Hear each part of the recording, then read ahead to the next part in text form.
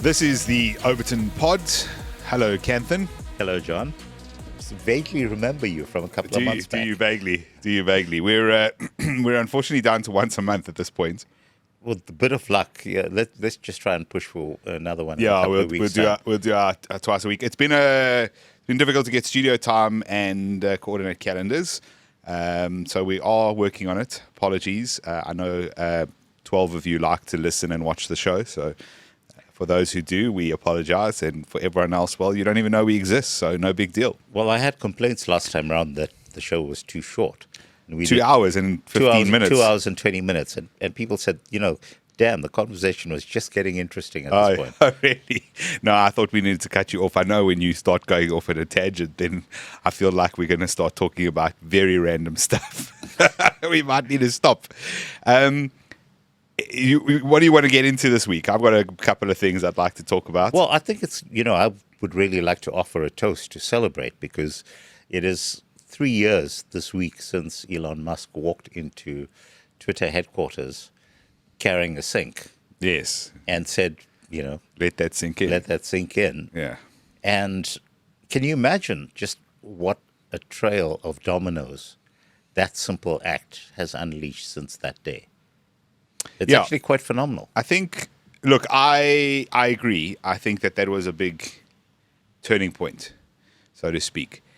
However, I will also say that Twitter was kind of dying at the time. You'll remember when he bought it, Twitter itself wasn't doing particularly well. The reason they were willing to sell it in the first place and were so excited to jump at his $40 billion offer. I'm not going to go down this route. You're just being a fucking killjoy about everything. I want you to understand that there was a pivotal moment there where he unlocked the fact that the deep state had been actively ensuring that voices were being suppressed at a global level. Yeah. And he made all of that information available by calling in journalists to go through all of their books. He showed how the algorithms were deliberately shadow banning people like you very specifically. Me, they don't care because, they know that I'm a good communist. But in your case, they went after you quite incessantly. Yeah. And, the Twitter files, people actually don't understand that it was literally exposing all of the books that Twitter had that showed that the FBI was issuing instructions to them to shadow ban people. The entire train from there was then tilted in favor of a Trump victory. It then led to things like Doge. It then led to things like Trump then appointing Elon Musk's bestie, David Sachs, as his crypto czar and his AI czar, which in turn then unlocked the possibilities of Grok becoming real. It opened up the possibility of things like DeepSeek suddenly becoming real as well. And DeepSeek's a significant player based on the fact that it, unlike OpenAI, is also open source. And that code has since been available, and the Americans have been feeding back and forth on this, as the Chinese have been doing off the Americans for years. And the world, by and large, has become a better place just from that simple action of buying Twitter and letting that sink in. So I'm not going to let you be a killjoy on this. You can go on about the fact that Twitter was failing. Yes, it was. But what is also true, I think what would have happened, my killjoy is this. Yes. Is cool. Elon Musk bought Twitter, made it X, took it over, made it successful from a business perspective. There's debate about whether it's successful as a social media platform. I'm not sure what that looks like anyway in terms of any social media platform. But I do think that had he not taken over Twitter, I think something else would have risen up in its place.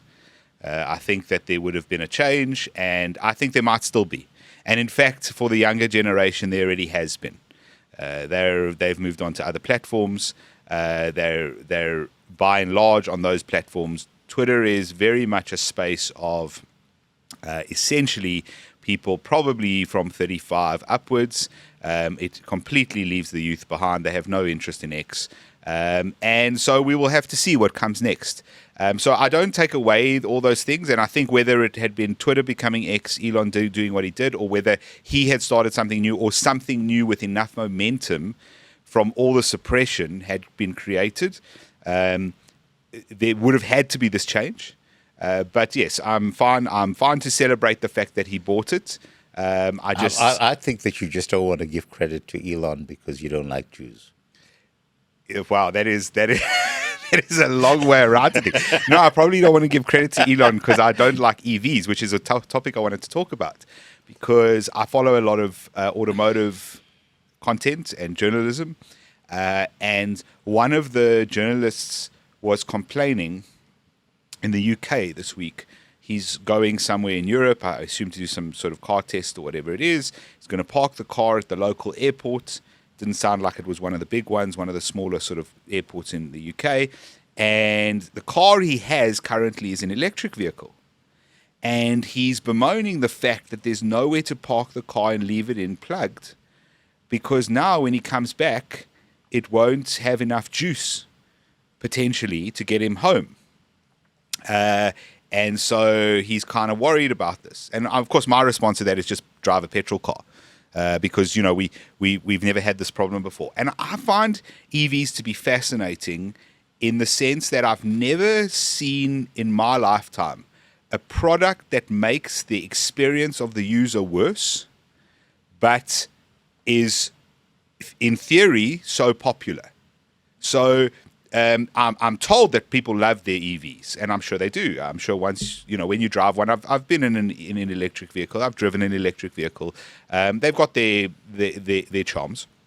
But at the end of the day, they've got major problems. Cars are a very, how would I put this?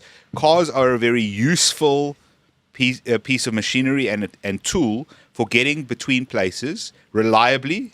Is this refueling quickly going to be the Overton Pod John's pet peeves for the week? Maybe. Let's see. So let me. How are they selling a product? How are they selling people? Imagine I said to you, Kenthan, no more iPhone for you. You know what? You're going back to a Sony my Ericsson. point around EVs is very simple. Okay, Yeah. EVs need to compete in an open market and not be subsidized. Yeah, I agree. And it's very simple. And then you let the market do the rest.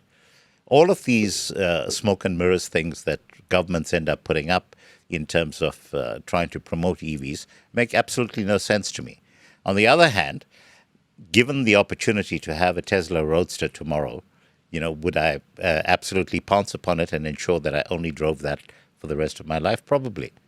Why? Because I fell in love with it when it came out. And the original Tesla Roadster, the Lotus. You can have one. It's called a Lotus Elise. Yeah. You can have one. It's called a Lotus Elise. Yes. He took a Lotus Elise and he put an electric motor in it. Thank you. That's exactly That's the all he point. did. Yes. It's not. And there's particularly- nothing wrong with it. It can still be a thing of beauty. And to this day, I have a project And that when I'm you going to be drive to working on. Pretoria and break down on the way back, because No, I'm not going to drive to Pretoria with it. for the rest of your life. You No, said. I'm not going to drive to Pretoria with it. Look, in I think- terms of getting to and from my I want to be office, honest for the listeners who are very pro EV. So very good things with regards to an EV is lots less fewer moving parts. Okay, and so the reliability in general on some areas should be better, but they weigh a lot more, which is a road safety issue for me. They also wear on tires a lot more and on brakes, and they obviously have the whole environmental issue around all the battery packs and the potential safety issue around that as well. So there's pros and cons to the cars. I just don't understand how they're selling a product to people that is less than. If you launch a normal car, I don't like calling them ICE vehicles, they're cars. Okay, you can have an EV or you can have a car.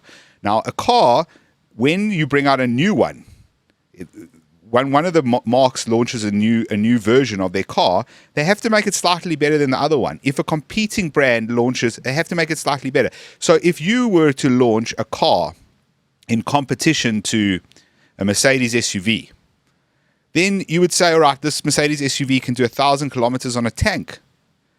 I'm going to launch mine to also do 1,000 kilometers on a tank. If you launched and it did 400 kilometers on a tank, you would obviously expect not to have many sales. So here's what's going to happen next. Yeah. All right. And we're talking about a 10-year time frame. You're going to have nuclear reactors that are the size of a briefcase. You're not. That will plug into your trunk. Not in 10 years' time.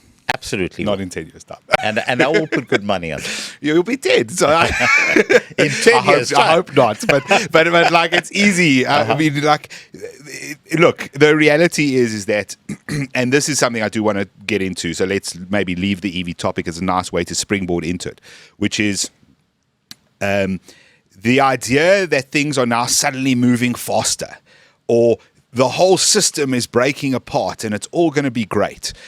So I agree we should have nuclear reactors. Will we have briefcase-sized nuclear reactors? I don't know, because that technology doesn't actually exist. It theoretically exists. It's never been created. So, the smallest nuclear reactors are things that fit on large submarines or ocean-going aircraft carriers and things like that. But the reality is yes, we will move to modular reactors at some point. 10 years is not going to happen. And it's not that we can't do that in 10 years. Here's the reason why it's going to happen. Yeah, okay. Okay, it's already been miniaturized sufficiently for the Russians that would be irrelevant. To have their current ICBM, which has the ability to reach any point in the US from where they happen to be. And it's nuclear fueled. That's lovely. And it still won't happen. And I'll tell you why it won't happen. For the same reason that Bill Gates coming out and saying, actually, climate change is no big deal, won't make a difference to the climate change hysteria, won't remove your carbon tax, won't change anything in the next 10 years. You are conflating issues. You are conflating, You're conflating all of the BS that comes out from the WEF and its clones, and including the circus that is in our magnificent city right now of all of these G20 people pitching up and trying to decide the fate of the universe. I'm not conflating at all. Technology tends to operate. It doesn't. Independently of okay, but let me give you examples of how it doesn't. Mm-hmm. The nuclear technology you're referring to, we could have developed 30 years ago. We didn't. No, we did. No. I'll tell you why we did. Technology doesn't operate out of anything. Catherine, we would have modular nuclear reactors by now, in fact, long ago, if, in fact, technology operated outside of these things you say I'm conflating. I'm not conflating them. What I'm pointing out is that we have lots of things that are very useful, could be applied to mass society, and aren't, because the people in charge who run large organizations, which unfortunately, whether you like them or not, make the calls, make the decisions, pass the regulations, set up the regulatory bodies. And you bypass the regulations, and what happens? You don't bypass the regulations. Actually, you do not bypass on nuclear. The regulations. And so, interesting tweet that I reshared this morning about the quickest path to the U.S. suddenly becoming a nuclear nation is to just simply allow the U.S. Navy to be building nuclear reactors. And it makes perfect sense. And I love how it makes sense, Captain. I'm just saying it won't happen. No, the reason why they're able to get away with it is because they are not bound by the same regulations that you would need in order to put up nukes on land, as opposed to building them in submarines and building them in aircraft carriers. They actually are bound, because they're not allowed to operate those on U.S. territory. That's actually, so they're allowed to operate them in the ocean. That's a cutout that the U.S. Navy, being the Navy, has. Okay, and so if the U.S. Navy decided to build a nuclear reactor in the center of Detroit, they would not, in fact, be allowed to do that. They would not be allowed to do that, but that does not mean that the rest of the world is not able to. And remember this case of our friend Roman visiting the Arctic Circle, and there happens to be a town that is powered by a nuclear reactor that's literally operating off a ship. And I'm saying that the possibilities of all of this tech filtering through to the rest of the world. Remember, the U.S. is not going to dictate the regulations that happen around the world. And if the example of the Russian ICBM that was announced last week is then extended into the civilian market, you are suddenly going to see in all of the countries outside of the WEF countries that there is the sudden boom in terms of this particular type of energy generating tech. So I'm very comfortable that we'll be going down that route. I'm happy for you to be as skeptical as you want to, but I'm not. I'm trying my best to not conflate. I'm not a skeptic. Technology. I'm not a skeptic, Captain. I'm the guy who goes, okay, leave nuclear aside for a second.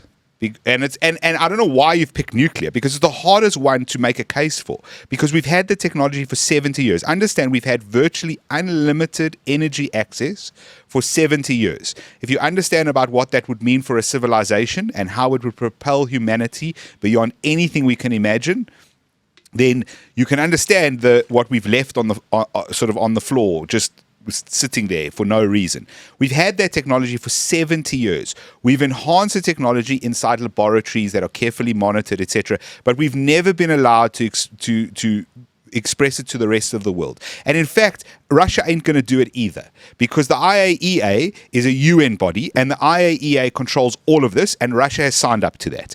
And all the countries have signed up to it. Okay, it's one of the conditions of being part of the UN, a UN nation. So I'm trying to wonder what happened to Jonathan Witt. Leave nuclear. Suddenly we have Jonathan Witt singing the praises of the UN. I'm not singing the praises. I'm telling part of the group who believes the UN should be shut down. Absolutely, for this exact reason. Yes. And that's the point. You're going, I'll pretend the UN, I'll stick my fingers in my ears and pretend they don't exist, when they do, and they are a very real physical barrier to us advancing. The reason we haven't advanced that technology in 70 years, that it hasn't become unlimited, that energy isn't basically free, that you don't turn on a light at home for nothing. The reason that has happened is because of organizations like the United Nations. But they are not an imaginary thing that you can ignore. It's not how it works, unfortunately. You do not believe that they will be shut down within the next 10 years? I think they will be shut down after the midterms. I don't think they'll be shut down. I think what we can get into that. I think they'll be shut down in the second half of Trump's term. And not shut down, but I think America will withdraw funding. And they will limp on and try and make it to 2028. And then if Vance gets in, they're screwed. And if a Dem gets in, they're fine. But the point is we have lots of technologies. We went to, I know some of our viewers might not agree with this, but we went to the moon not 60 years ago, I think it was. And we should be doing lots of that. We should be traveling into and out of space. In fact, airline travel should be at minimum supersonic. We should all be traveling on Concorde type jets. And that should have happened long ago. All right. The reason why that hasn't happened, the reason why we can't have Concorde. It's not because it crashed and burnt. That was their excuse. Do you know the reason? Well, one reason was that the technology was not invented by the U.S. and they wanted to prevent flights over the mainland U.S. And so they put in place regulations that prohibited it from kicking in. So the Concorde could pretty much only fly across the Atlantic because of the sonic. Okay, but yes. Okay, so the reasoning they gave, I get you say the technology, they didn't give a shit whether the technology was invented by them. They could make their own supersonic jet. In fact, the biggest company pioneering supersonic aviation currently is American. But the reason it was banned is because America and other countries banned supersonic jets because of the sonic boom. The sonic boom, yes. So that was one reason. Another reason was health and safety. All right, we live in a world where there are a number of regulations constantly preventing us from advancing. And to pretend that these things don't exist, you are correct. We should have nuclear briefcases powering whatever we want. You literally put it in the basement of a building and the whole building lights up. We should have that. We are not going to have that in 10 years unless, and I don't think this is going to happen in the next 10 years, which is why I say it won't happen. You won't have your nuclear briefcase unless we are willing to confront the fact that all of these very real bodies that exist that prevent this from happening, that employ millions of people globally, that are the reason why you cannot get from Johannesburg to London in an hour. Okay? Ultimately, that we have the technology, but we haven't developed that technology. They're the reason why you don't have nuclear power easily. They're the reason why a whole bunch of things haven't happened. The reason why I mentioned the climate change, which wasn't conflation. Why is that a thing? Where did it come from? Who created it? Why does it become a thing on your news channel? How does your government suddenly say, oh, we didn't know about this a year ago. We weren't talking about this in the last elections, but suddenly there's a carbon tax. Where does that come from? The sugar tax. You see, they want to increase that. How does that come about, the sugar tax in the first place? these are all brought to you. So once again, you're conflating the bureaucratic nightmare that we have in the world with what advances in technology we are likely to see over the next period. And I'm saying that the advances in technology are going to continue.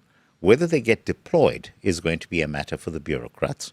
But I'm saying right now the pace of the development of technology is outpacing the rate at which the bureaucrats can pass new regulations or to actually clamp down on all of these developments that are taking place. Just consider. Give me an example, because nuclear is not a good one. Okay, specific example. They've already clamped down on that. Look at the time frame between when OpenAI announced ChatGPT and the spread of all of these other models around the world that, in fact, have begun outpacing ChatGPT on a regular basis. And providing absolutely no value, but cool. Well, you and I can disagree in terms of what type of value actually gets provided. But meanwhile, behind the scenes, lots of stuff has been steadily creeping in. You look in terms of all of the layoffs that Amazon has been announcing over the past while. All of them white-collar workers. These are not at the level of blue-collar workers. Why is it happening? Is because there is real progress that is being made in cutting down on the number of human hours that need to be spent on raw coding. So previously what would happen is that in order to develop the fundamental template of the idea that you're trying to turn into a piece of code, you would sit and you would wade through thousands of lines of code by yourself. Now all of that stuff can become possible within the space of hours simply because of the fact that it's largely things that you can program in terms of an algorithm. Here's another very specifically good example. Over the past week, Musk ends up launching Grokpedia. Why is Grokpedia possible? Grokpedia is possible simply because of the fact that you have AI behind it. All the AI does is it goes out, it goes through the top 100,000 articles on Wikipedia, pulls out the top 100,000 articles on Wikipedia, and then applies to it a set of particular heuristics which say, take a look right now at each of these claims that are being made in this particular article, match it against the original source, check whether this has been a distortion that is based on the bias of the person who wrote the article to start off with, correct for that, ensure that it is as factual as possible, and suddenly, hey presto, within this, you still have version 0.1 that has been released. It's not even a proper product yet, but already it's more accurate and trustworthy than anything that Wikipedia has actually produced, simply because at any given stage, you have reference to the original source material that is being documented out there. That would not have been possible without AI. For human beings to duplicate it would have been Wikipedia. possible. Sorry, Wikipedia was created by humans before Yes, AI. but over so a period, saying that another Wikipedia couldn't have been created by humans is not true. I'm saying that in order to recreate the body of what Wikipedia has produced over the time it's been in existence, which is close on 20 years now. Over that 20 years, there have been, it's like the army of monkeys. You couldn't have produced it in the same short space of time. Yes, that's the point. Okay. So you could produce it, but by the time you've produced 20 years worth of Wikipedia equivalent work, Wikipedia has a further 20 years behind it, which means that there's always a first-to-market advantage. Now suddenly that advantage is not there anymore. Now it means that you're actually able to go and you're able to go through that entire body of work. You're going to actually correct for errors. You're actually able to come up with algorithms that are ensuring that it's not going to be gamified by a core group of 50 people who control Wikipedia around the world, and produce something that's more trustworthy. And more to the point, you don't, at this point, need to rely on public donations in order to make things like that happen. Okay, how is this making your case against regulators? Regulators were never there for Wikipedia one way or the other. Wikipedia has been around for 20 years, as you're mentioning, and has never been regulated, again, one way or the other. And the reason why Wikipedia has not been regulated is because it has been part of the deep state. Well, Kanthan, I'm sorry, but I'm not sure I agree with that. I don't like the pointing to the deep state. I think it's the same as pointing to the Jews. It's a very, very lazy heuristic. Not everything is the deep state, for example. So if you look at the COVID entry on Wikipedia, I think you would have a fair argument for saying that entry has been influenced by the deep state. And I think you can find evidence to back that up. But if you go and look up Newton's third law on Wikipedia, it has nothing to do with the deep state. And so I think we need to be a little bit cautious about always saying the deep state, the deep state. On controversial topics, has there potentially been government influence? Maybe. Has that been since the inception of Wikipedia? In my opinion, probably not. None of the arguments you bring into bear in any way undermine what I've said. What I'm trying to get to is you're saying that the technology is outpacing the regulators. And I'm saying, where is this happening for any real value? Okay? What technology in my hand, at my house, when I drive around, has outpaced the regulators and made my life better in a way that if it disappeared tomorrow, my life would be visibly or observationally very worse. Example. Okay, Uber is a case in point. Okay, if you take New York City as an example, where you needed to own a medallion that was awarded to you by the state in order to be a driver, and then suddenly you have Uber coming along and creating this ecosystem where people are able to just simply exchange value for services. Ditto in the case of things like Airbnb, where previously you had tourism boards that were regulating things like hotels. Now suddenly you have an ecosystem. It's not technology, though. It is the technology. It's a direct result of the fact that you have connectivity on your mobile device that is allowing you to then bypass all of these legacy systems. Why, for example, now do we not rely on post offices anymore? Again, for the same reason. You don't have to physically go into a post office in order to send a parcel or post a letter. There are just so many spin-offs that have emerged as a direct result of the fact that the underlying technology failed to keep pace, that the underlying bureaucracy failed to keep pace with the shift in technology. Why is SABC now in disaster zone? Why is DSTV now in disaster zone?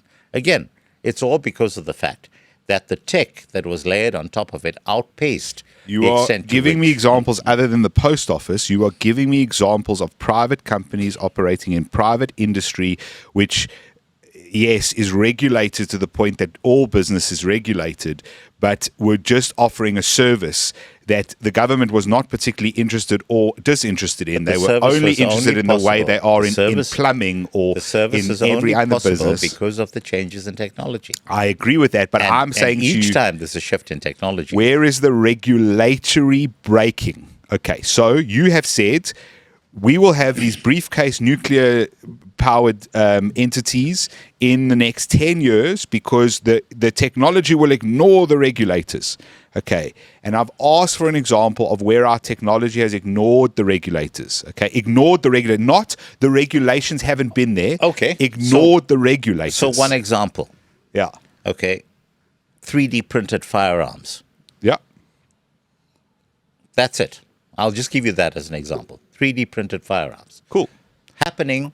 Criminals have ignored rules. Criminals are not the people who need it. Okay, because I agree. Criminals have always had access to firearms. Yeah. Okay, it's people in places like the UK, for example, where you have good people who are just simply looking for a way to defend themselves. So is there mass example of these good people printing firearms? Mass example. The question that I must ask you is, if you were going to 3D print a firearm, would you be talking about it in public? The answer is no.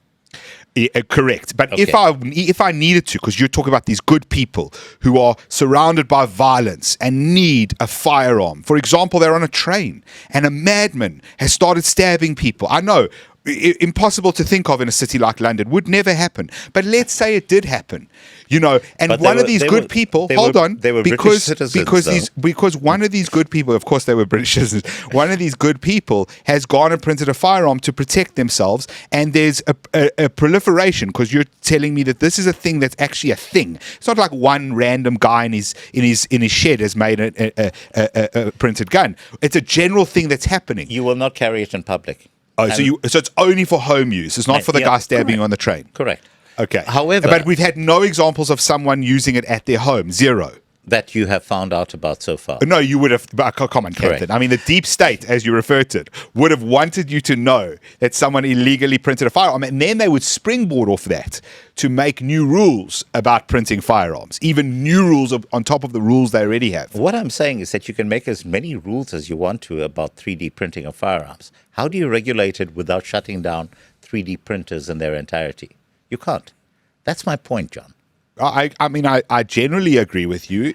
And in that regard. I don't know if you're aware now that a number of people in the UK who are riding on trains, because of the fact that, it's cold weather and there's many people who are arthritic, they've taken to carrying cans of deep heat, spray cans of deep heat, which are really useful for alleviating pain in particular All right, let me situations. talk to this properly, because you're being facetious. No, I'm not. No, seriously. Yes, the reason that they're using the excuse of I'm carrying deep heat because it's for my aches and pains, which Correct. they cannot be arrested for, because obviously it's just a personal product, which you're allowed to buy off the shelf. Exactly. However, pepper spray is banned in the United Kingdom. I'm fully aware. And if you were to spray deep heat into someone's face, you would achieve a similar result to pepper spray. So anyway, you can make the connections. Maybe we should get on to that, because I think perhaps the audience is tired of us debating the regulatory framework. My point about it was, and I get that you feel that, everything will override. The audience is probably concerned about the fact that Jonathan Witt has suddenly become such a Luddite and is, willing to. I've always been a Luddite. No. I embrace that wholly. We need to. The problem is Luddite's easy to use as a word. Racist, homophobe, Luddite. It's the same type of nonsense, because what it's doing is it's saying anyone who looks at, say, an advancing technology which is inferior, like EVs currently are. Anyone who looks at that, and I don't care that they might become superior. At the moment, they're inferior. So anyone who looks at that is a Luddite, because they don't want to go with technology. Some technology is not worth going with, guys. The reason you use a MacBook or a PC and not a Commodore 64 or a Commodore 6400 is because it didn't advance with John, the times. you are being disingenuous. I'm not. Okay, I play vinyl at home. I play CDs at home. Yeah. I stream music at home. You're a Luddite. What can we say, I do all of the above. Yeah. And it's possible for these things to actually coexist. With some of the things it's possible. And again, I will get back to my main point, which is that I'm more than happy for all of these things to exist.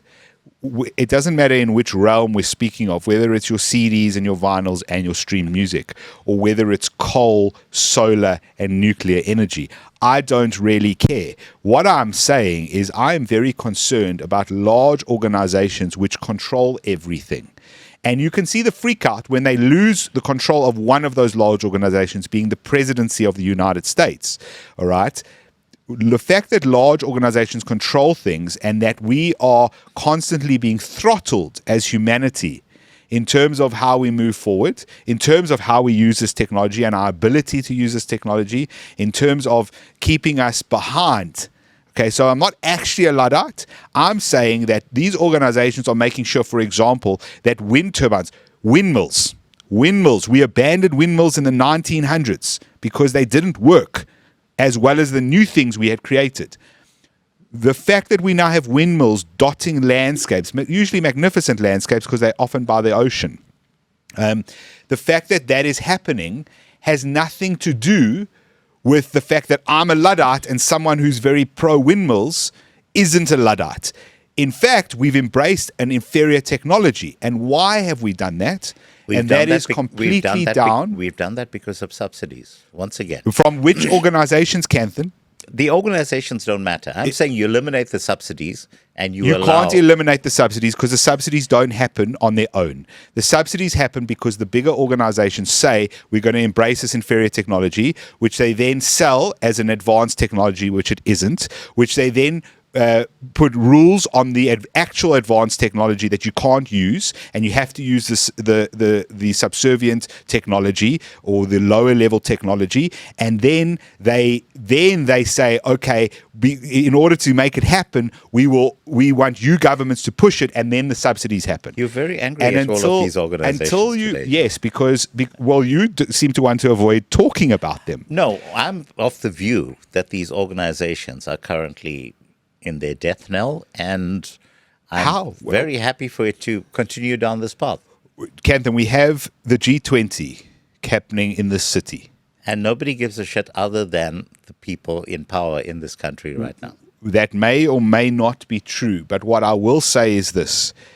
They will make decisions at that G20 that will directly affect you and I, and have already, by the way, because they've been having talk shops around it for the last year.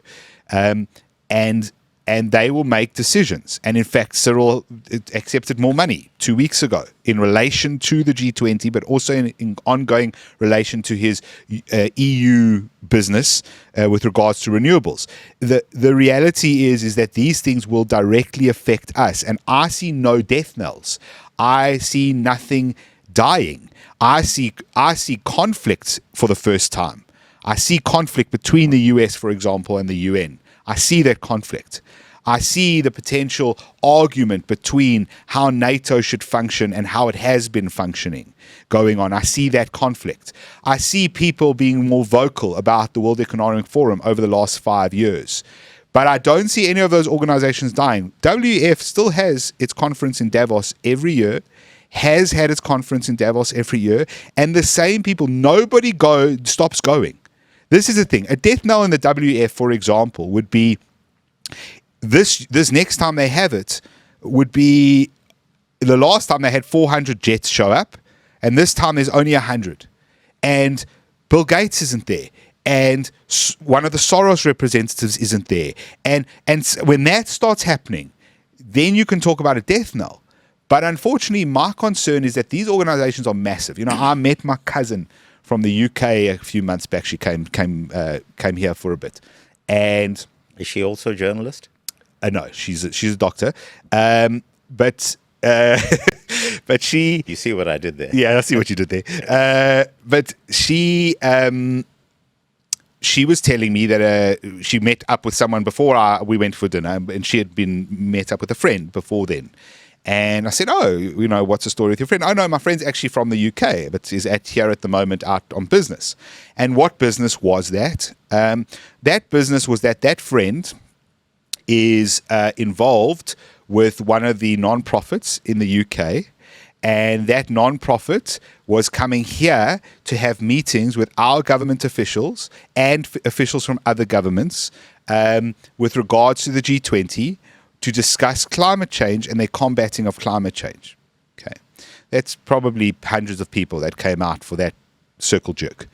And so that's what I'm saying is I'm saying there are millions of people involved, and that's on the climate change side. There'll be a separate wing which is about equity, which will most likely just talk about LGBTQ stuff the entire time.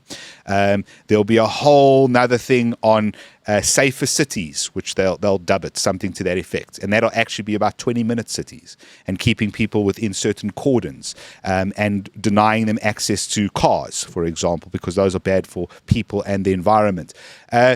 There are millions of people involved in this, and they're governmental, they're non-governmental. This is why US aid and killing US aid was such a big deal. So that is a death knell, okay? Because there you actually saw things die. So I drive around Joburg a fair amount, and I can tell you there were at least 4 properties I saw that went on sale or auction in nice areas, sort of central business district Joburg. Sandton, that used to be non-profits, and they went from operating to within 3 months the property's up for sale / on auction, and that was clearly US aid related. And, some of them were doing health-related stuff, and some of them were doing social services or social sciences. And that I can see happening. And so there has been a change. But I just think the bigger structures are still there, and that's what I'm raising concern about. And I don't know, do you seriously think they're dying? I seriously think that all of the pieces are in place to ensure that they get taken out over the next period. Okay, well, I'm very happy to hear that. So let's talk about the United Nations very specifically. Cool. Okay, and you look in terms of the formation of the United Nations, and particularly the countries that made up the United Nations Security Council and have veto rights to this day. And if you track backwards in terms of how those were awarded their seats on the Security Council, it was all based on the number of countries that took part in toppling the Nazis and then ultimately bringing freedom to the world. The reason why you have China on there but not India on there is because at the time, even though India made one of the largest sacrifices in terms of soldiers who were lost, India at the time was part of the British Empire, and so therefore was not part of the UN Security Council, but in fact should always have been part of the UN Security Council. Now we have, in this millennium, India not having any, in spite of being... Yeah, no, hang on. I don't want to disagree. I just want to add, maybe you can add this onto your answer here. When was the Security Council constituted roughly, and has there been any change recently? Because I think I know the answer. There's no change in the Security Council. This is what I thought. Sorry, carry on with the India stuff. I want to talk about this. Yeah, and you can't have change in the Security Council because so what happens is that you have non-permanent members of the Security Council that get brought on a regular basis, which was the way to appease not bringing people who deserve to be there. But the critical thing is that only the 5 permanent members of the Security Council have veto power. So the result is that the true power source of the United Nations is the Security Council, but at the same time, the only power that they really have is to stop things, because you have veto power, and that means that you're able to prevent something from happening. But because you don't have shared interests, you're not going to be in a position to actually work towards doing something. And meanwhile, you have the world's most populous country, India, without representation on the UN Security Council. And this has been the single biggest point of irritation for the Indian government. Remember that by 2050, India is projected to be the largest economy in the world. So the UN, as it currently stands, is unsustainable. So the question that we then need to apply our minds to is, now you can see very clearly that the U.S. administration under Donald Trump, and if he continues playing his cards the way they do, you're going to be following it by 2 terms of J.D. Vance, and so you're looking at already a period of the next couple of decades where the United States is not going to be on side in terms of maintaining the UN. I think you and I can both agree that the UN serves no useful purpose in the world other than to be a talk shop for the disgruntled to pick on those that are successful. I think we can agree on this. And now the question is... I would go further than that in saying that...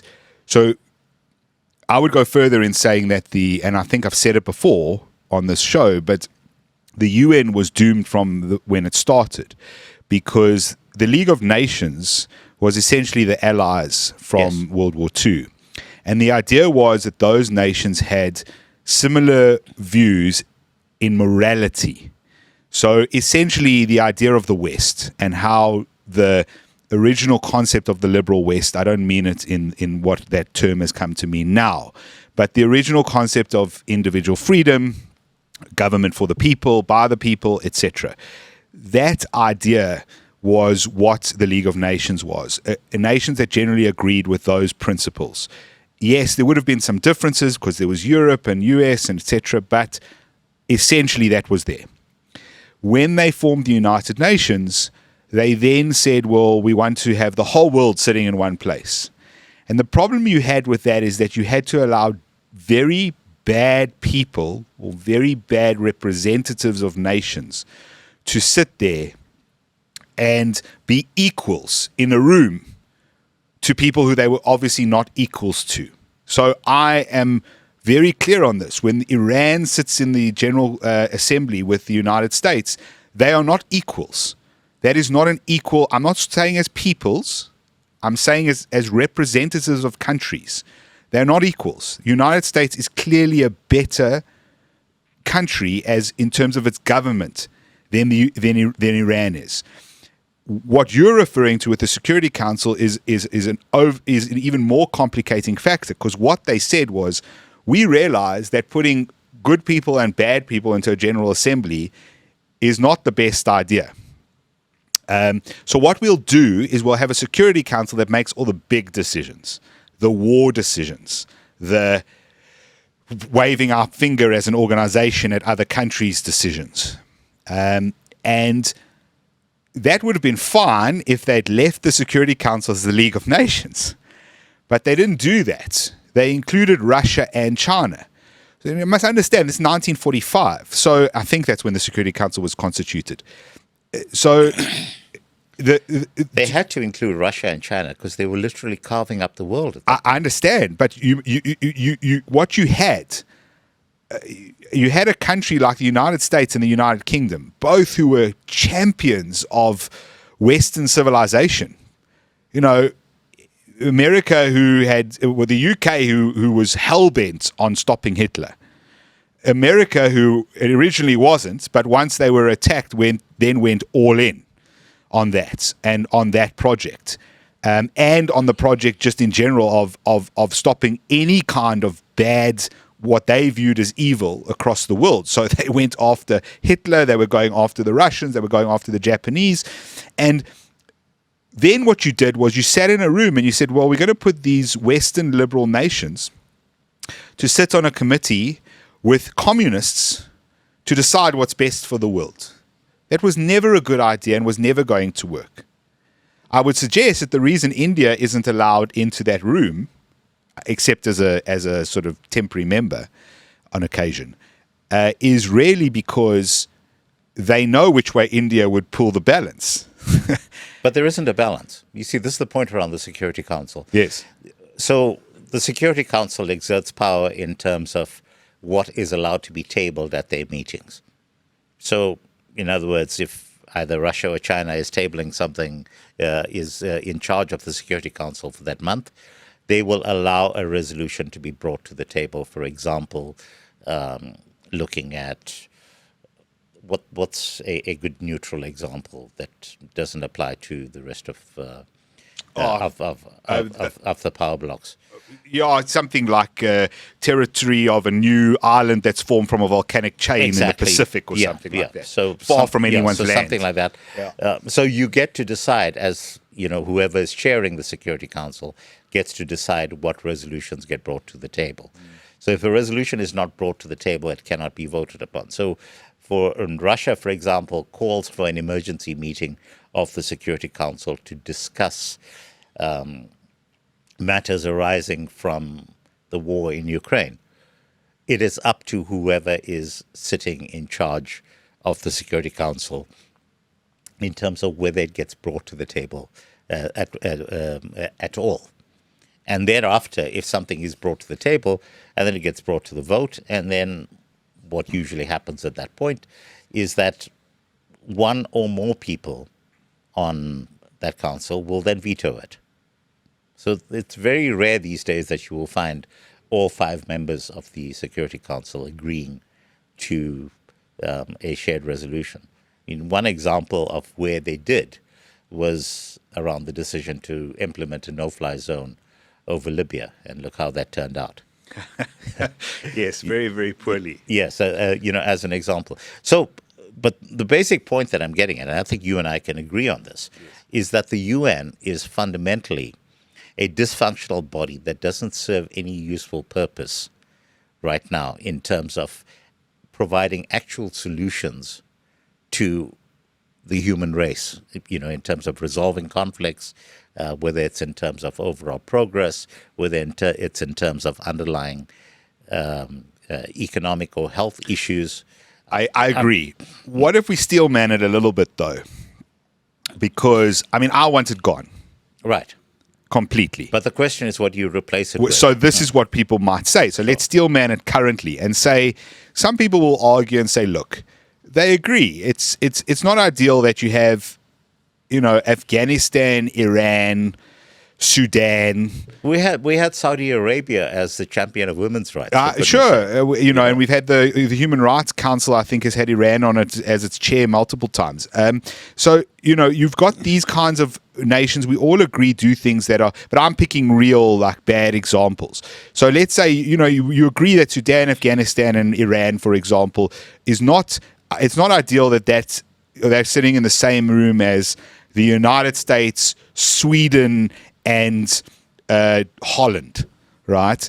And that's inappropriate. But you also say, well, it's better to have a place where all these nations come together and they get to vent, essentially. They get to say their side. Once a year, their leader can stand up and give a whole speech if he wants.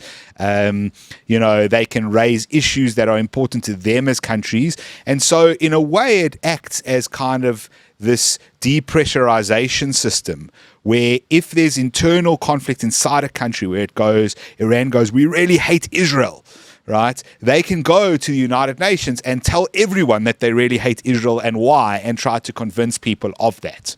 And so at some level in Iran, that takes a little bit of the pressure off them having to do something themselves, because they feel like they're doing something at the United Nations and they're getting some support from others who agree with them, for example. Maybe that's the steel man of the United Nations. There would be some others. Some people would say, look, the UN does in some instances, yes, there's very terrible examples of peacekeepers, UN peacekeepers going to places and doing horrific things, but there must also be examples of them going to places and being relatively helpful, even if they were just helpful at digging a well for the community or, carrying buckets or whatever, who knows what it is, something very benign. Or distributing aid. They've got aircraft, for example. The UN has lots of aircraft. If you go to Lanseria in Johannesburg, you'll see aircraft there every so often. But they've got these aircraft all over the world, and they fly around and they distribute humanitarian aid. Whether that humanitarian aid finds the right people or gets to the right places, also very questionable. But I'm just saying there are some things that as an organization they do. And I think the UN sees the writing on the wall, because the shipping charge that they wanted to implement, and I don't think we discussed this, but a few weeks ago there was a vote at the United Nations because the United Nations has sort of sub-entities. So like the health entities, the World Health Organization, they have a sub-shipping entity, which is meant to kind of give advice and regulation again to global shipping, how everyone does shipping so that we're all doing it the same way and it's right and safe and all those things. That's at least how they profess what it does. But what they wanted to do was they wanted to add a 10% tax onto every single ship that moved in the world doing commercial shipping. They wanted to add a 10% tax. And that would have raised, I think, something like $15 billion a year for the United Nations.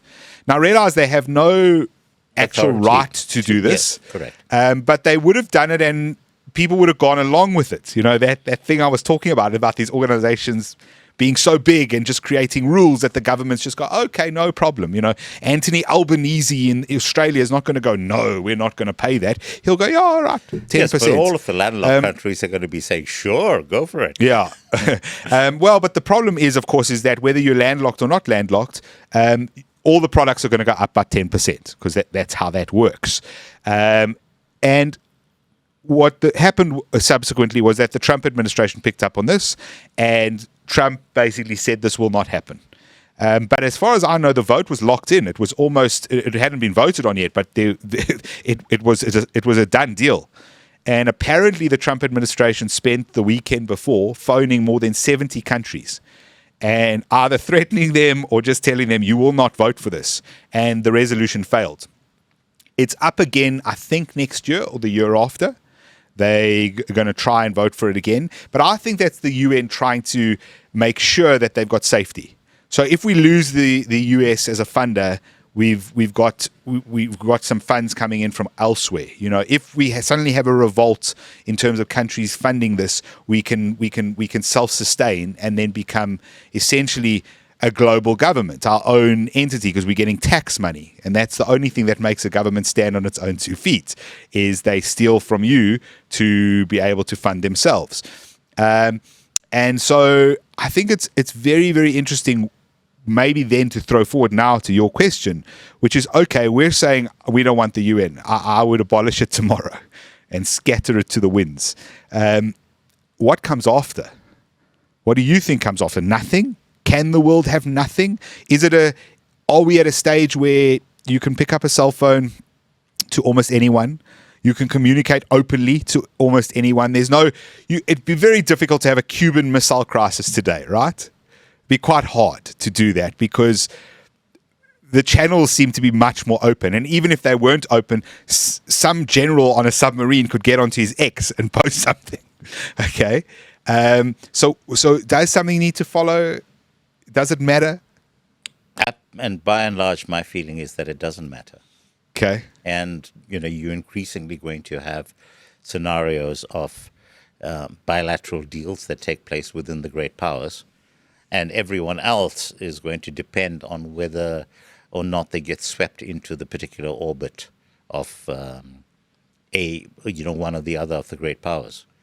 And I think that you're going to see an extension of the U.S. Monroe Doctrine applying to all of the great powers. So you will see, for example, in terms of India drastically ramping up around expansion of its resources in the Bay of Bengal and the surrounding areas in order to kind of bolster itself as a great power in that region. The Chinese have been doing it for the longest time already. They're extending their sphere of influence all the way down, to the Philippines and performing exercises in the antipodes as well. Mm-hmm. Part of what the U.S. is currently doing in terms of, firstly, providing support for Malay in Argentina, secondly, cracking down on Brazil, you're going to very quickly see a scenario where Brazil is going to go back to being faced with the type of pressure that they did to be part of the U.S. sphere of influence that they did in the 1970s. By the same token, you've got the extension of what's happening around the war in Ukraine. It's very clear to me that after the fall of Ukraine, that you're going to have Moldova as the next point where the Russians are going to end up exerting their influence. They're not going to be doing it with the Baltic states, but certainly Moldova, and ensuring that control of the Black Sea becomes part of their domain. So all of these things are happening at the same time. And the UN has little or no say in terms of how these things progress. And I would argue that by and large, these things are good. Do I believe, for example, that an Argentina that is in lockstep with the agenda of the current U.S. administration? I think the answer to that is yes. Ditto in the case of El Salvador. Can you go into that a little bit? Because 2 weeks or so ago, Javier Milei won re-election. Yes. Well, with a landslide. It wasn't him personally. He would have still been the president, but it was his party. His party. Yes. And obviously the polling, interestingly, was completely wrong. Polling said he was going to get routed, and anyway, his party won, I think, more than 40% of the vote, which in a country with a multi-party system like Argentina is an exceptional success. And a vote of confidence. Well, significantly, they increased the number of seats in the Senate by a significant majority, which means that all of the further reforms that Milei wants to put out, he's now going to be in a position to do so. Right. So I wanted you to talk a bit about what's happening, because I saw conflicting stuff. And my understanding, Argentina is complicated because it's been destroyed over the period of about half a century. And in fact, longer if you look at what it was at the turn of the 20th century. And there's been a lot of conflicting stuff because the reforms Milei has come in with, my understanding, have caused difficulty in the sense that you can't turn around a country that easily that has been sort of under the thumb of, or the boot, probably better put, of socialism for so long. And so he's had to take 300-400% inflation down to something resembling normal and turn around a very, very failed economy. And so there was a lot of stuff about this before, which said, "No, Malay's doing a terrible job. He's going to lose, and his party's going to do terribly, and Argentina's failing. It needs to go back to how it was, etc."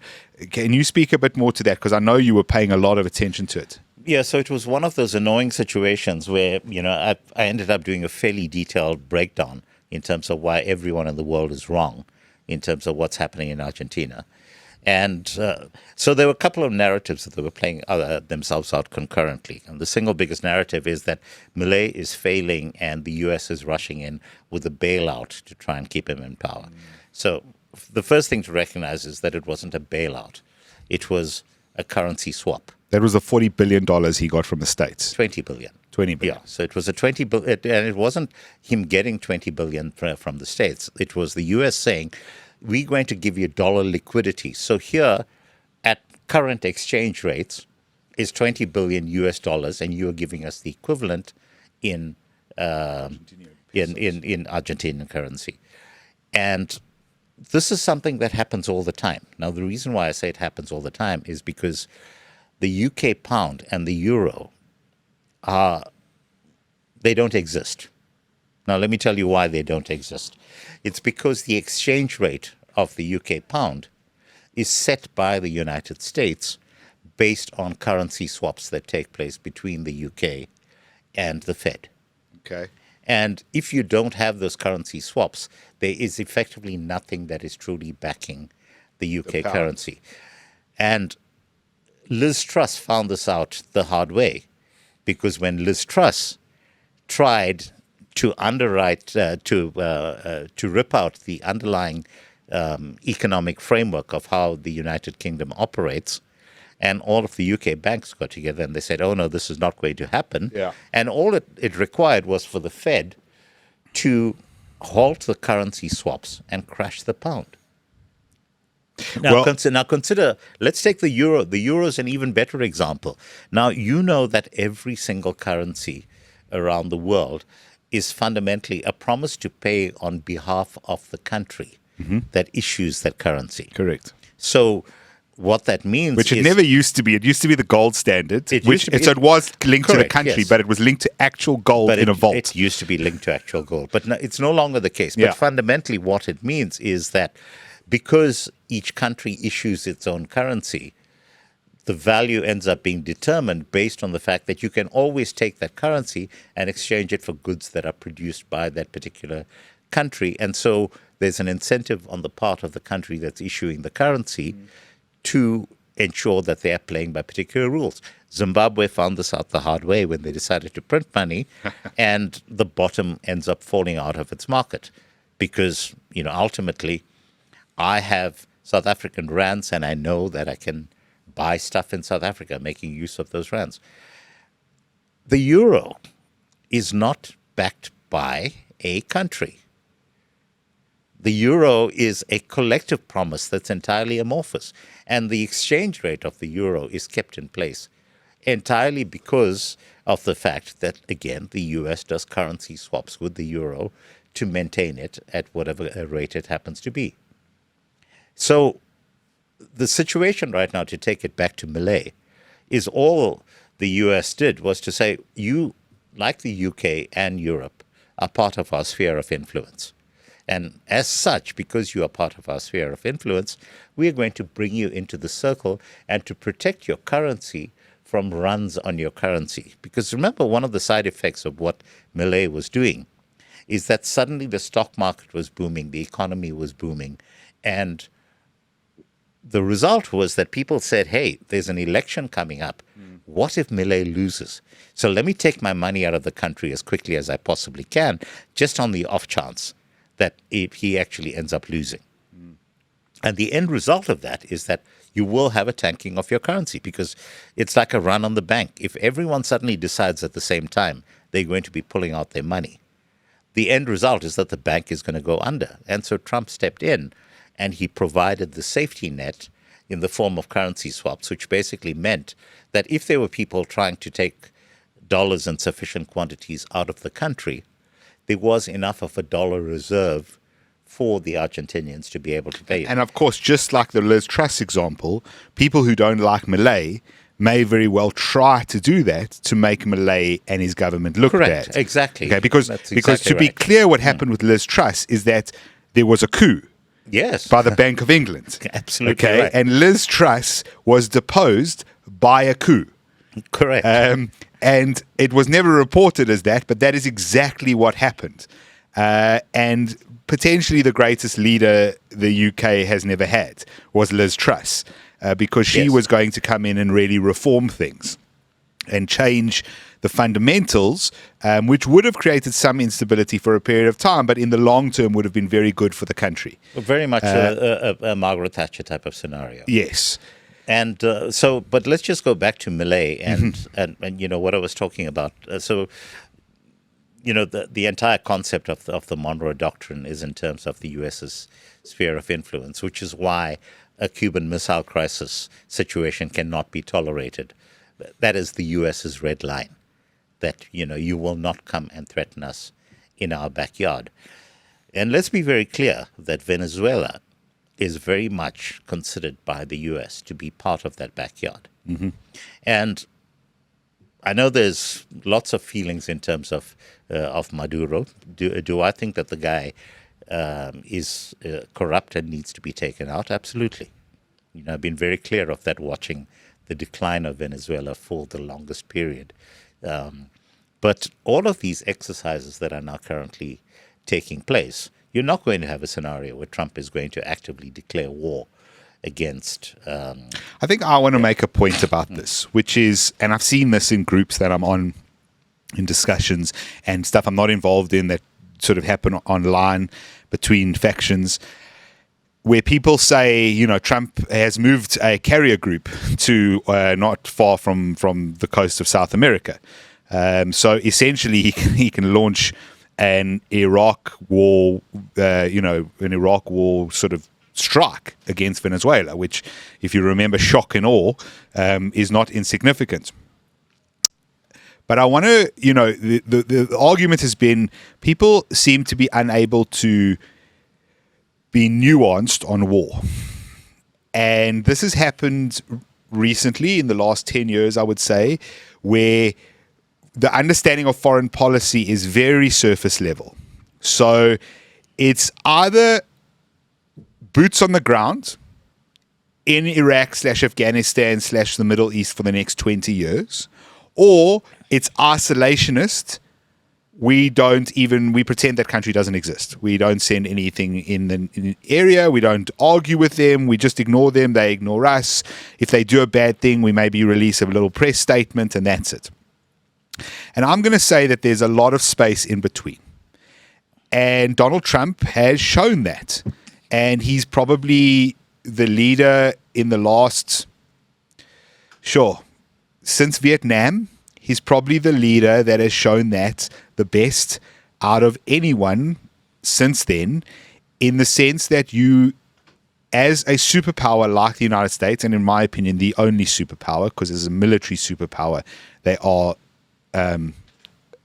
even the Chinese don't come anywhere near them. If you look at just the volumes of aircraft and ships and it's also in terms of the sheer number of bases that they have around the world, etc. They just if you look at I saw a chart comparing all the militaries, and it's insane the amount of equipment and property that the United States military has. But here's the point: is you can go to Iran, destroy all their nuclear facilities, and not end up in a war.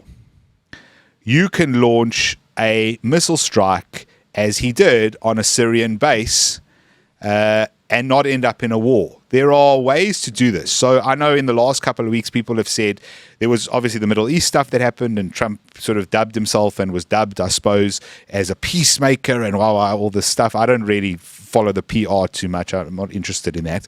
I really prefer what the outcome is.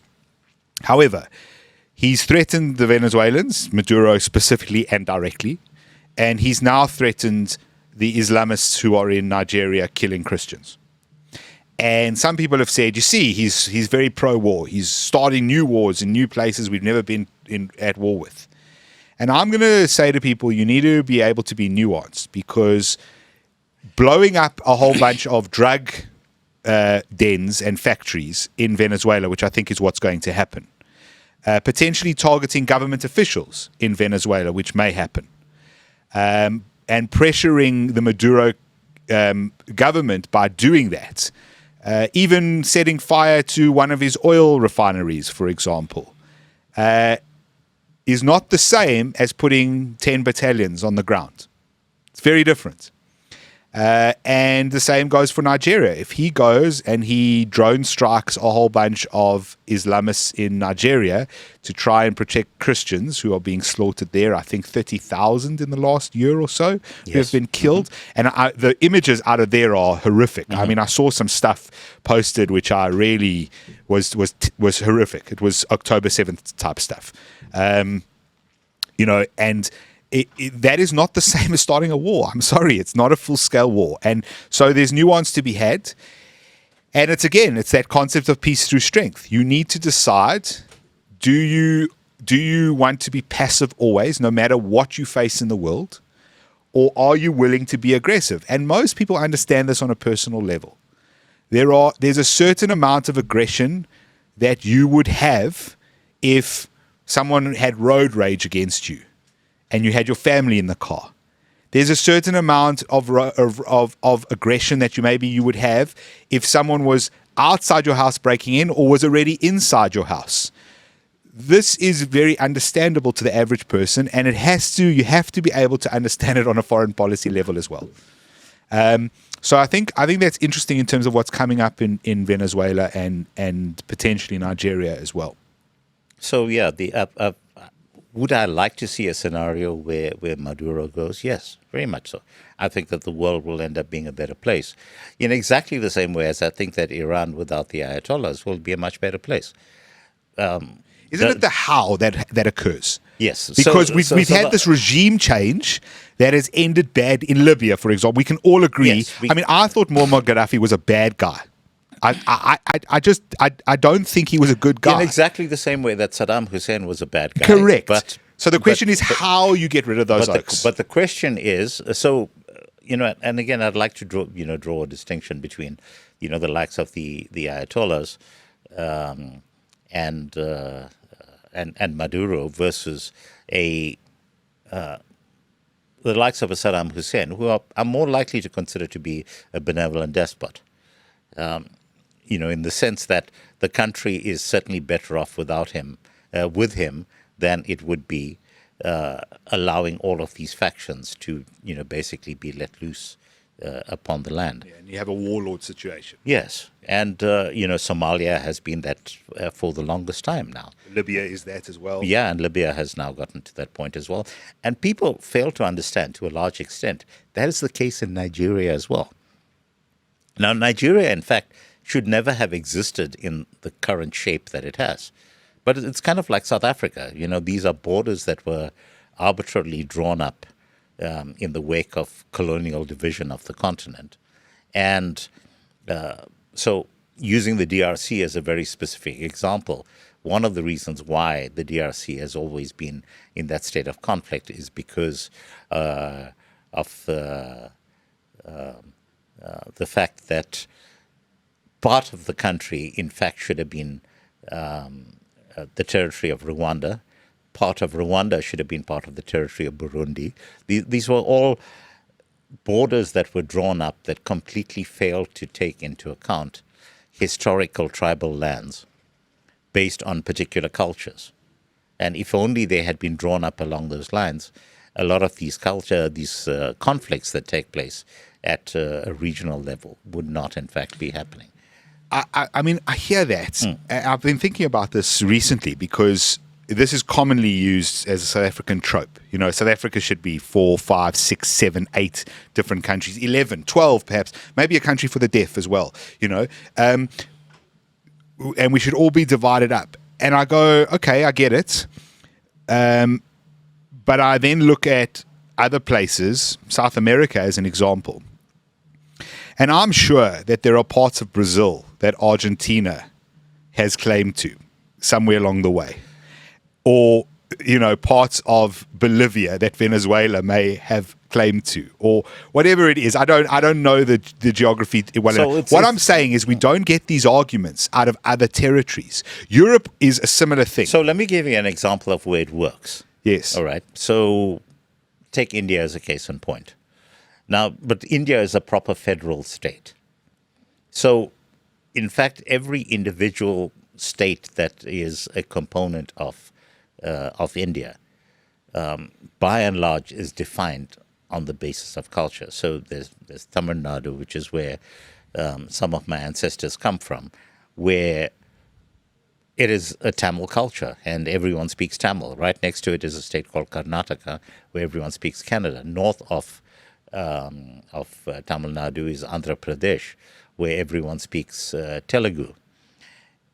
So and so much so, I'm sorry to interrupt, but I'm friendly with a guy from India, not you, but a guy who's actually native Indian, and he was telling me that, you know, it's so ingrained in terms of what you're talking about, that schooling in one province, the first language will be the first language of that province that the kids get schooled in. Yes. And then the second language will be Hindi. Hindi, correct. And then the third language is English. Yes. Right. Yeah. And that's what the kids get taught, 3 languages. Yes. And so every province, kids as their first language learn whatever the first language of that province is. Correct, yes. And then second as the Hindi as part of India, and third as English because it's an international language. So this is completely accepted by everyone countrywide. So it's very much maintained in terms of that culture in that area. And Yes. I assume it extends to everything. That's quite right, and that's an example of where these things. Now, if you imagine a situation where the conflict between the Tutsi and the Hutus took place, if you had not carved up the territory of Rwanda into something where there was this constant conflict in place between the Hutus and the Tutsi, would the genocide that took place in 1994 have actually been avoided? I would say probably yes, because, by and large, these conflicts arise because of the fact that you're trying to have one culture completely I think you're right, but what I will say is that I think, and this is why I was thinking about this in terms of places that don't have these issues, but were also divided up randomly. I mean, there's lots of countries, all countries around the world were kind of divided up randomly. There was never a vote about which country becomes which.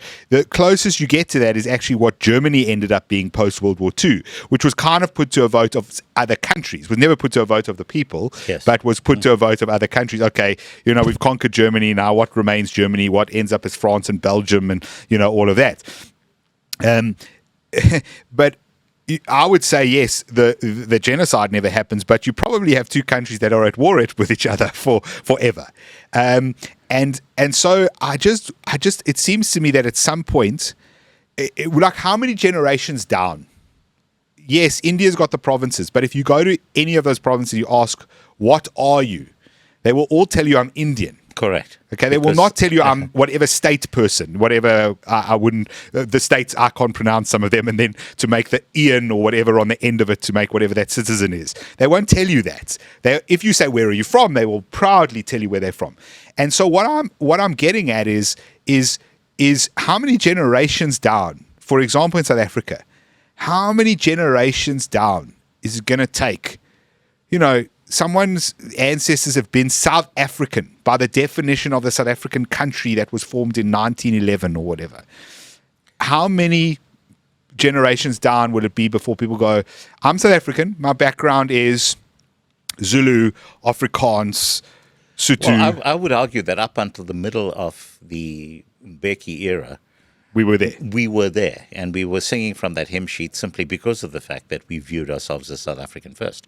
And then BEE was brought in, and we began dividing ourselves up on the basis of things other than the fact that we are South African. And now you get all of these people who chant no DNA, just RSA. No, actually, the underlying premise of the current South African regime Is DNA is first. DNA first, and everything else second.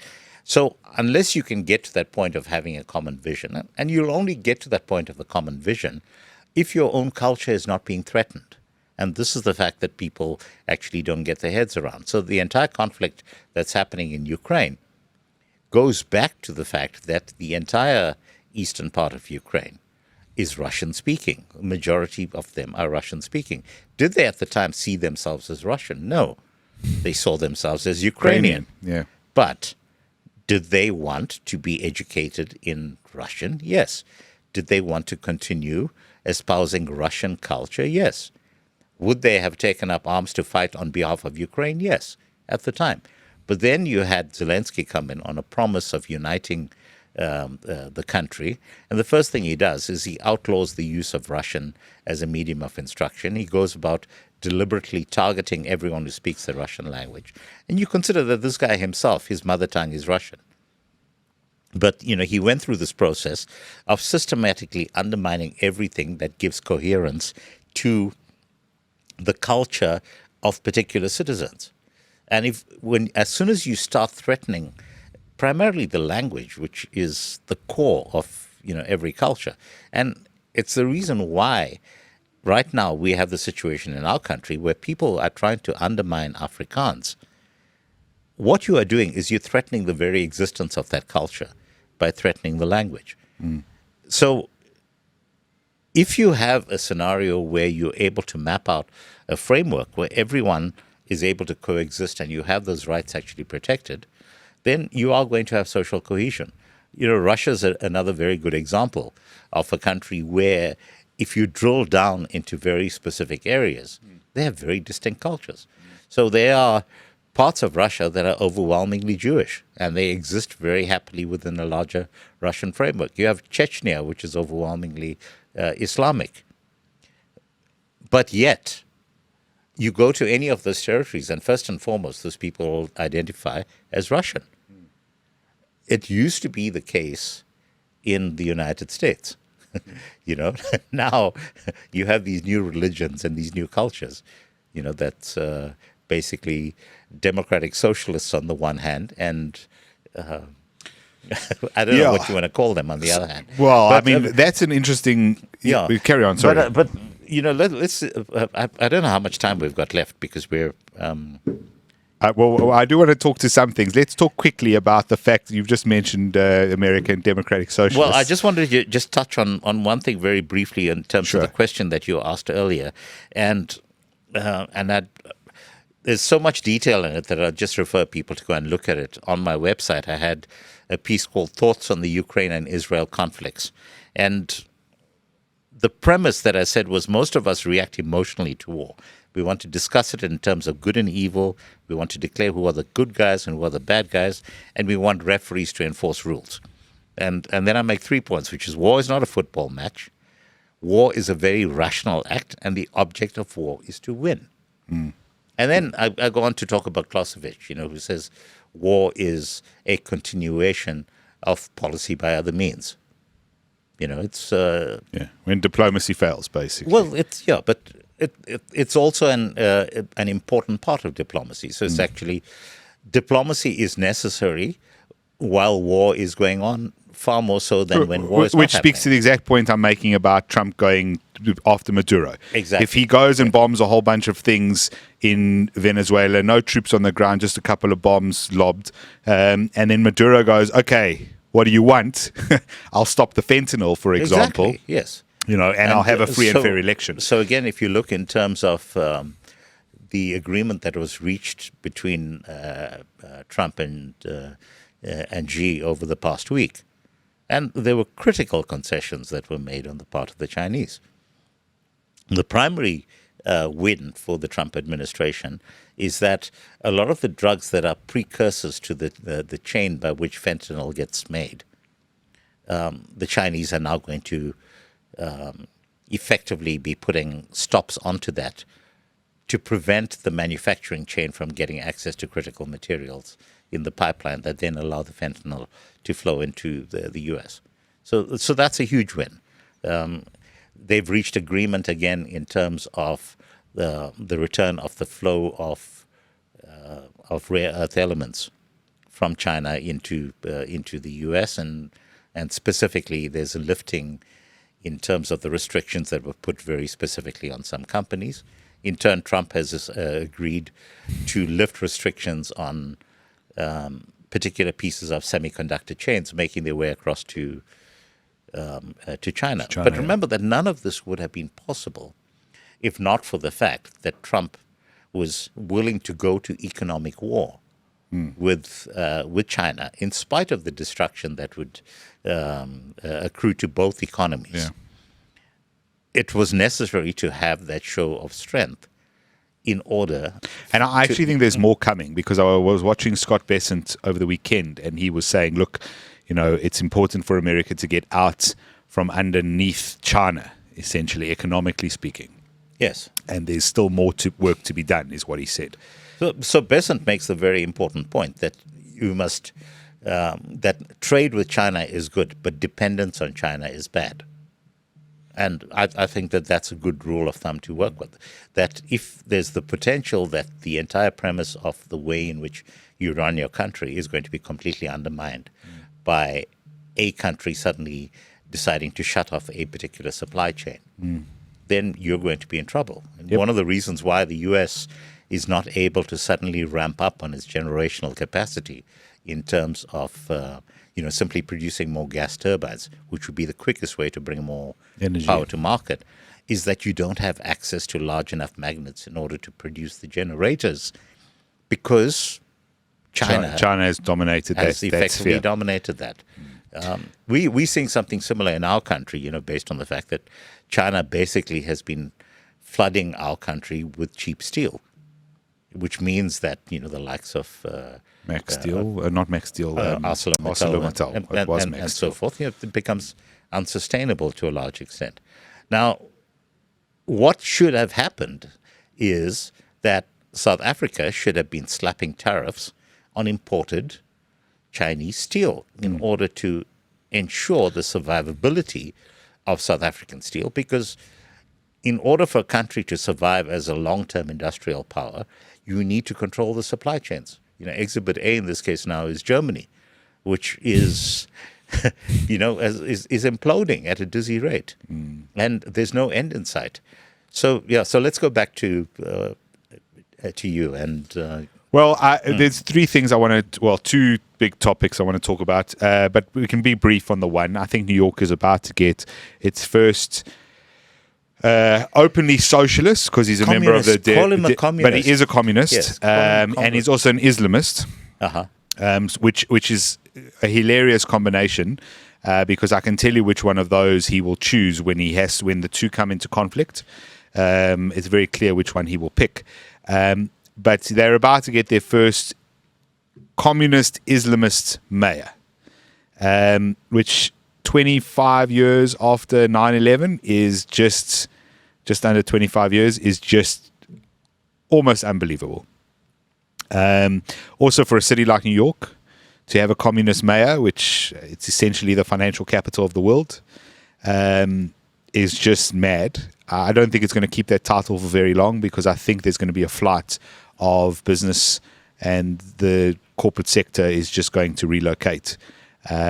He said that he wants, so instead of the fear-mongering about titles, fine, let me talk about what he wants to do. He wants to increase tax rates by up to 10%, which I understand that in the United States that would be untenable for any organization. They couldn't justify that to their owners, their shareholders, so they would have no choice. He's got an interesting problem with doing that, by the way, because the governor of the state, who is Kathy Hochul, who is his own party, has already said that the state is not going to allow that to happen.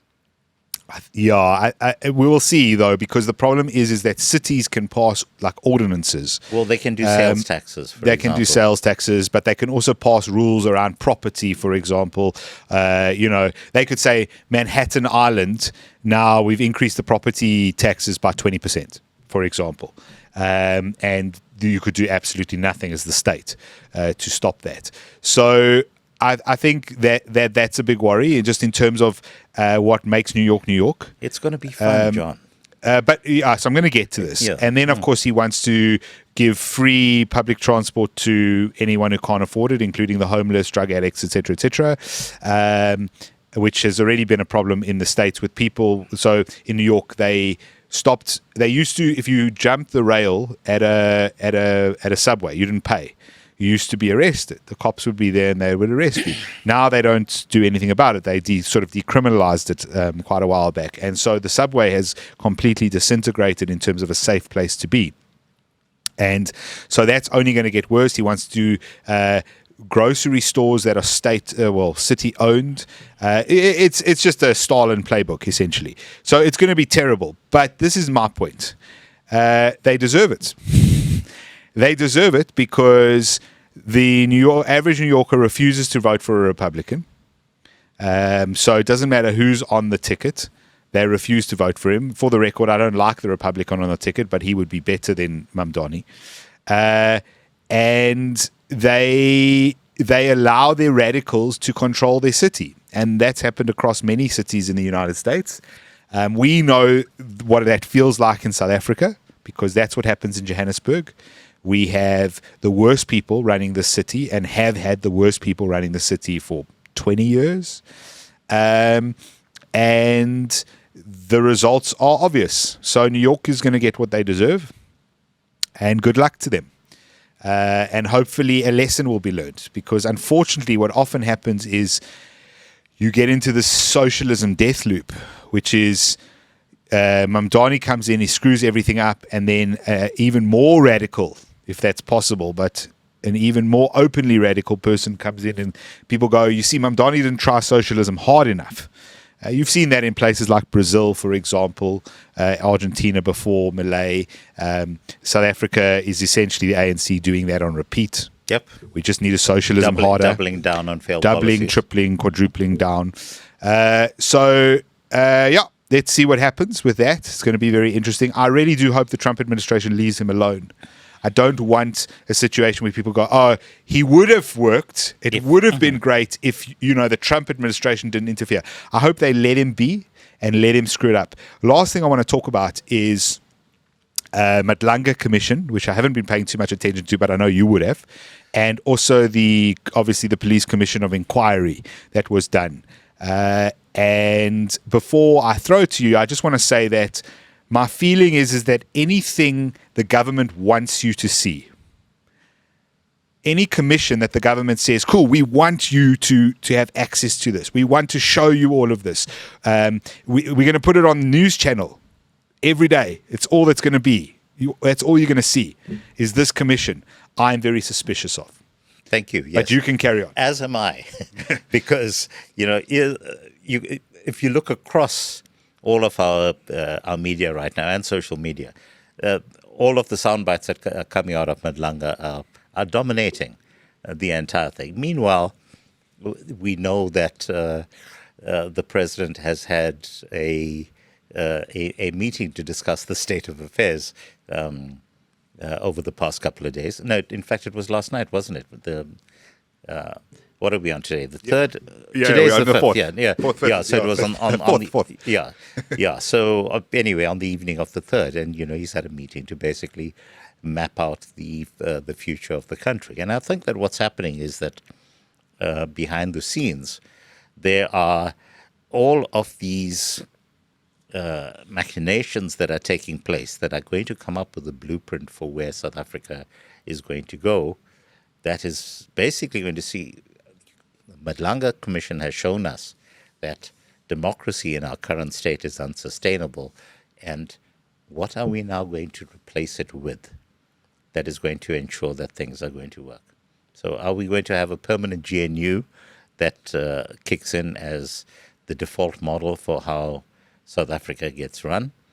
I think that that's a very strong possibility based on where things are going right now. There will be ways to then try and draw in the likes of EFF and MK, but consider at the same time that while there's going to be these overtures in the direction of EFF and MK, meanwhile there's been a steady chipping away of any possibility of either of those parties ever building a power base. So I've been, watching the Madlanga Commission. Yes, I see all of the sound bites that are getting shared by people. But remember that none of the issues that are being raised right now are in any way undermining the power base of the president as it currently is. Yeah, I think a lot of this is just distraction. Yes. My view is, as I said, if the government wants you to see it, the chances are there's nothing to see. Either that or it's just a straight up psyop. What they want you to see is designed to influence opinion. So the police commission inquiry thing, they wanted to neutralize Mkhwanazi. They wanted to put him in a room where he could say what he wanted to say, but other people could say stuff in return. They could look like they were, inverted commas, doing something, and then problem solved, right? And then we get to ignore the police problem and the issues for another few years. And those issues that have been raised where there are legitimate issues or problems or people that need to be prosecuted just kind of get swept under the rug. And so, in general, I'm not a fan of talk shops anyway. I see no purpose to them. Government loves talk shops. Corporate loves talk shops. Unless something results in an action, I don't really care. So if we came out of the police commission of inquiry and a whole bunch of people got arrested and prosecuted and imprisoned, I would withdraw all of this. But that's not going to happen, and so I won't have to. The same goes for the Madlanga Commission, just as we had with the, what was that complete waste of money to look into corruption, the Zondo Commission, which I called it long before that even constituted. Mm-hmm. All of these commissions really are just another version of theft. They're the way that we've created a micro industry. Government has created a micro industry. Theft, but also the distraction is the main component. Well, the distraction is what happens before the commission, but the commissions in and of themselves are ways to placate those people who would write columns or newspaper articles talking about the distraction.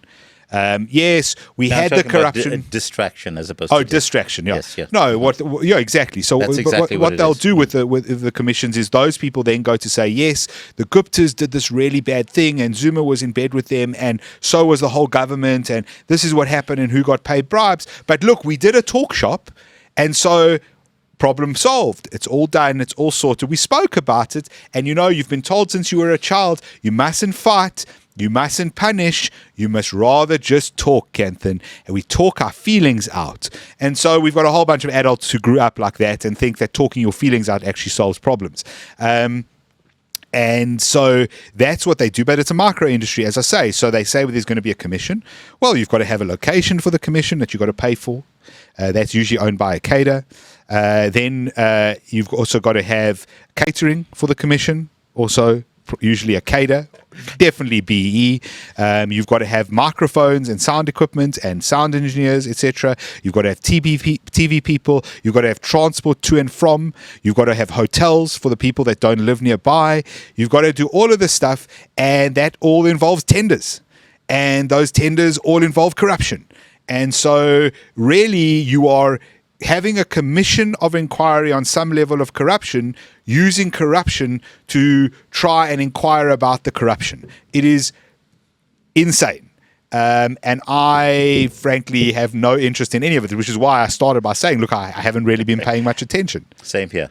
There's nothing going to come out of it that's going to be of substance. More importantly, there's nothing that's going to result in real action. Yes. At any given point. And the real action, here's what I want to get to, is the real action and the distraction. The reason you need the distraction is what's really being planned for the country going forward.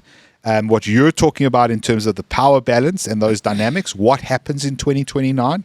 Who is the candidate end of 27 going into 28? Because Cyril isn't hanging around.